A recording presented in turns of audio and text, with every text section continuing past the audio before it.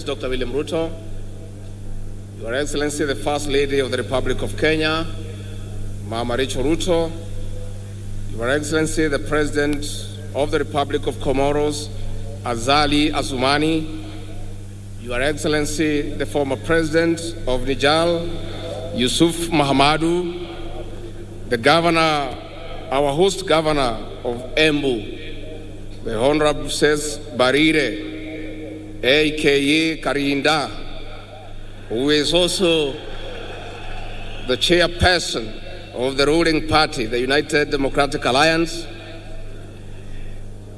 the Chief Justice and President of the Supreme Court, the Speakers of the National Assembly and the Senate, Cabinet Secretaries present, heads of mission, dear Kenyans.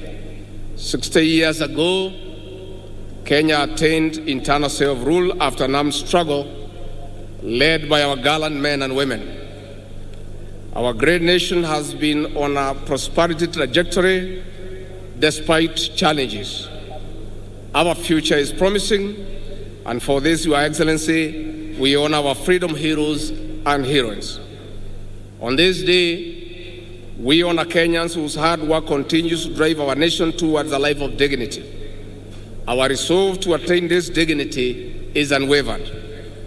We celebrate this day, Your Excellency, under the theme, Empowering Sustainable National Development through Cooperatives and Micro and Small Businesses. It also happens when public reforms, especially in the coffee, tea, and dairy subsectors, are on top gear. The structural reforms aim at restoring the dignity of our farmers in line with the bottom-up economic transformation agenda.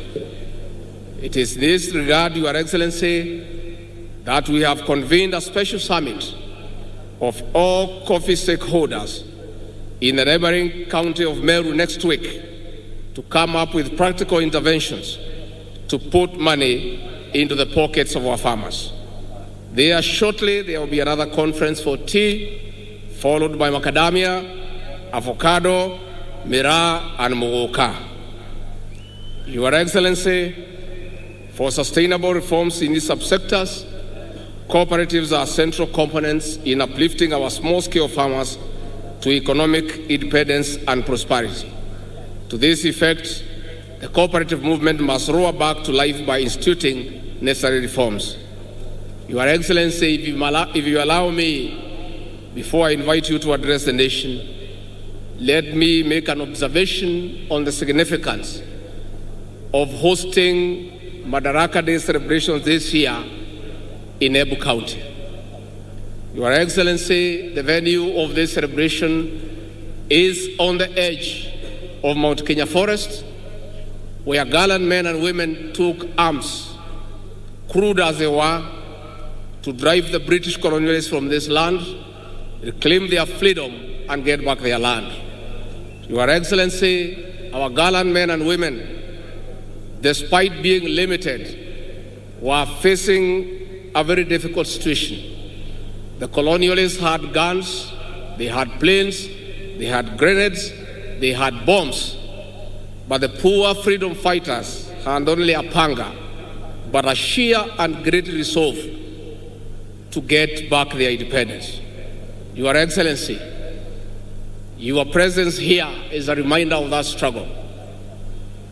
Destiny has placed you in a unique position to lead the final and the third liberation of this great country, the economic liberation of our people.